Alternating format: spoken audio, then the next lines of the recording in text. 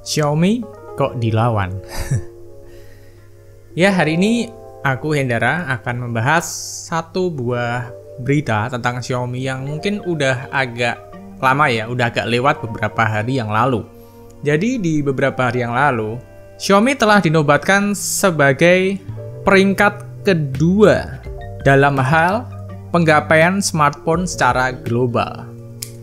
Nah, di sini tertulis Xiaomi memiliki 17% market share di kuartal kedua dengan pertumbuhan yang paling gila di antara kompetitor-kompetitornya, 83%. Nah, kalau kita lihat di tabel ini, peringkat pertama masih didominasi oleh Samsung. Ya, emang ya, keluaran brand Korea ini tuh jadi populer banget. Mungkin karena selain produknya juga bagus, K-pop juga sedikit memboosting dari penjualan handphone-handphone dari Samsung. Nah, apalagi kemarin Samsung juga pakai BTS juga untuk mempromosikan produknya di Samsung 20 FE atau berapa gitu, aku lupa. Samsung ini memiliki 19% market share di kuartal kedua ini dengan pertumbuhan cuma 15% aja. Ini beneran sangat jauh banget ya pertumbuhannya si Xiaomi dan si Samsung. Si Samsung 15% dan si Xiaomi 83%. Tapi pertumbuhan yang luar biasa seperti itu ternyata masih belum bisa menumbangkan Samsung sebagai top number one. Nah, yang menarik di sini adalah nomor 3-nya, Apple. Apple, market share kuartal kedua itu 14% aja dengan pertumbuhan cuma 1%. Terus disusul nomor 4 ada Oppo dan Vivo yang skornya nggak jauh-jauh. Nah, waktu baca ini aku jadi bingung kan, wah, si Xiaomi bisa ngalahin Apple. Kok bisa ya? Tapi memang sebelumnya kita patut mengapresiasi ya, kita patut memberi selamat kepada Xiaomi. Kerja kerasnya di kuartal kedua ini memang enggak kaget jika bisa menempati posisi kedua di seluruh dunia. Karena kalau kita ngomongin kuartal 2 di tahun 2021, berarti itu ada ketika masa-masanya Redmi Note 10 dan Redmi Note 10 Pro yang amat sangat populer. Populer banget. Seri Redmi Note itu adalah salah satu ujung tombak dari Xiaomi yang sangat amat populer. Nah, jadi di kuartal kedua, berarti kan bulan April, Mei, dan Juni itu tuh kuartal kedua ya. Jadi itu tepat ketika penjualan kedua produk tersebut, Redmi Note 10 dan Redmi Note 10 Pro. Nah, mungkin memang kenaikan dari pertumbuhan Xiaomi ini dikarenakan dari kedua produk itu juga bisa. Dan kalau kita bahas si Apple pertumbuhannya 1% aja. Ini kayak apa ya, pertumbuhannya kecil banget. Tapi gimana ya, kalau kita ngomongin realnya ya, Apple itu selalu mengeluarkan smartphone-nya sekali dalam setahun. Tahu sendiri kan, Apple iPhone 12 series kemarin udah rilis di akhir tahun lalu, di tahun 2020. Bahkan si Apple sempat menempati posisi pertama dalam market share yang ada di dunia ketika peluncuran iPhone 12 seri. Ada iPhone 12, iPhone 12 mini, iPhone 12 Pro, dan iPhone 12 Pro Max.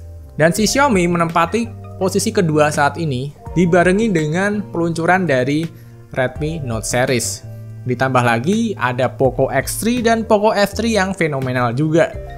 Dan produknya si Xiaomi banyak dan beragam. Jadi mungkin kemenangan itu karena si Xiaomi bertepatan dengan meluncurkan produk andalannya yaitu Redmi Note.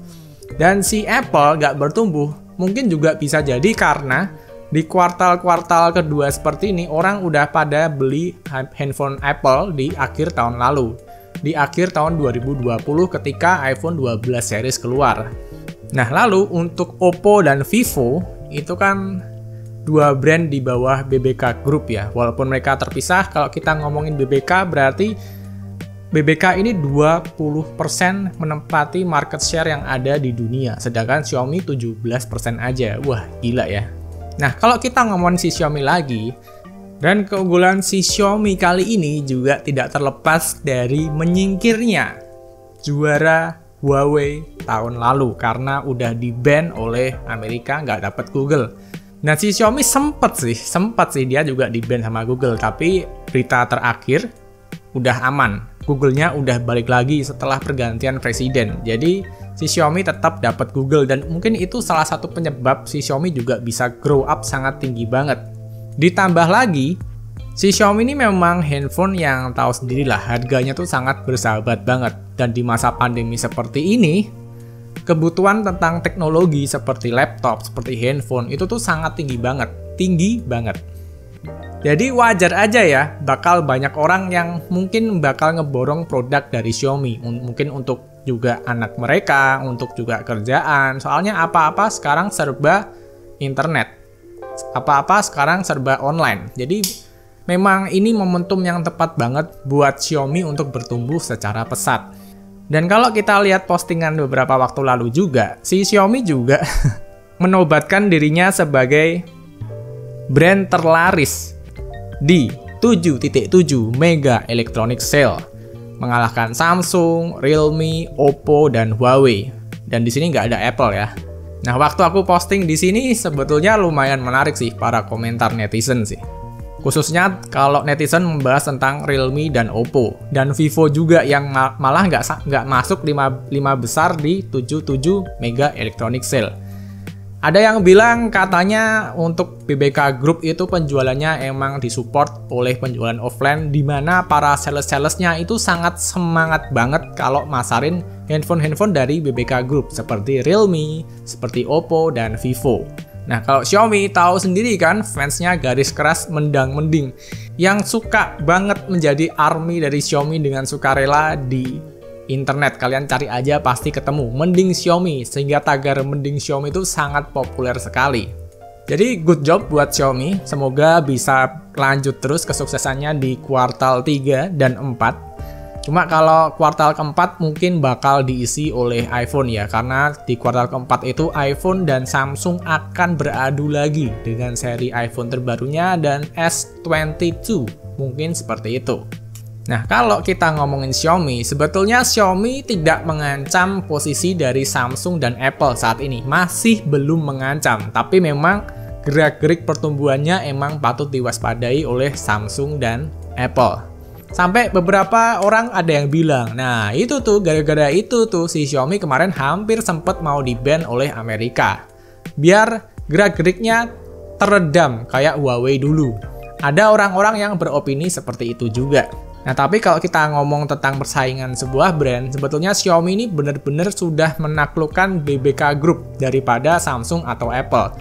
Karena Samsung atau Apple itu menguasai market di harga-harga yang lebih mahal. Dan kalau si Xiaomi ingin berhadapan langsung dengan brand Samsung atau Apple, mau nggak mau si Xiaomi harus bisa menjual produk seperti Mi 11 Ultra sebanyak-banyaknya untuk bisa berhadapan dengan Samsung dan Apple produk. Nah, PR-nya dari Xiaomi di sana itu. Tapi untuk saat ini tetap prestasi Xiaomi udah bagus banget sih. Udah nomor 2 di dunia dan nomor 1 di 77 Mega Sale Shopee ya. Ya lumayan lah. Memang harganya kan miring banget ya si Xiaomi ya, dengan spek yang sangat manusiawi dan kadang itu berlebih. Jadi dapatnya terasa lebih banyak.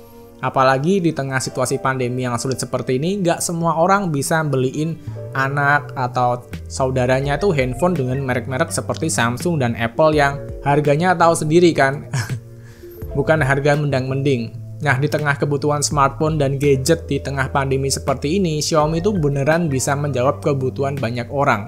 Harganya miring, performanya nggak main-main. Jadi, murah dan ketemu dengan kebutuhan pasar. Akhirnya, boom, number 2. Jadi, segitu aja pembahasan tentang Xiaomi sebagai nomor 2 di dunia saat ini. Dan sekian aja videonya. Dan terima kasih yang udah menyimak video ini dari awal sampai akhir. Saya Hendara, pamit. Dan sampai bertemu di video berikutnya. Bye. Panas juga ya.